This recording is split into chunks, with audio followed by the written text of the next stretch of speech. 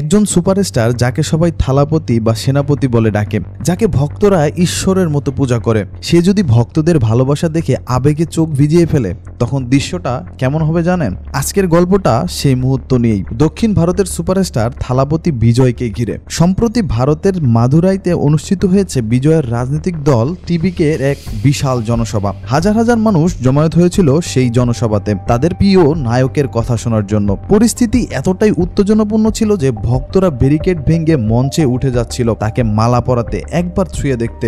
আর সেই ভালোবাসার সমুদ্র দেখে সব সময় পর্দায় অ্যাকশন আর সোয়াগে ভরা সেই বিজয়ের চোখও ভিজে উঠেছিল। মুখে ছিল হাসি, কিন্তু চোখে ছিল জল। গল্পে আরো এক আবেগ ঘন মোড়। বিজয়ের মা বাবা বিখ্যাত পরিচালক এস চন্দ্রশেখর এবং মা শোভাও ছিলেন সেই জনসভায়। রাজনীতির কারণে একসময় বাবা ছেলের মধ্যে মতভেদ তৈরি হয়েছিল, কিন্তু সেদিন বক্তৃতা শেষ করেই বিজয় সোজা গেলেন মা বাবার কাছে। বাবার হাত ধরলেন, মুখ ছুঁয়ে দেখলেন আর শক্ত করে জড়িয়ে ধরলেন। এটা ছিল না কোনো সুপারস্টারের মুহূর্ত, এটা ছিল একজন ছেলের আর একজন মা বাবার প্রতি কৃতজ্ঞতার মুহূর্ত। কিন্তু এখন প্রশ্ন হচ্ছে, বিজয় কেন রাজনীতিতে নামলেন? গত বছরের ফেব্রুয়ারিতে তিনি ঘোষণা করেছিলেন তার দল টিবিকে 2026 সালে তামিলনাড়ু বিধানসভা নির্বাচনে অংশ নেবেন তিনি। আর সবচেয়ে বড় কথা কি জানেন? বিজয় জানিয়েছেন তিনি সিনেমা ছেড়ে রাজনীতিতে পূর্ণভাবে মনোযোগ দিবেন। তার সাম্প্রতিক ছবি দ্য গড ইতিমধ্যেই প্রকাশিত হয়েছে। ধারণা করা হচ্ছে তার শেষ সিনেমা হবে জননায়ক, যা 2026 সালের মাঝামাঝি সময় মুক্তি পেতে পারে। তার মানে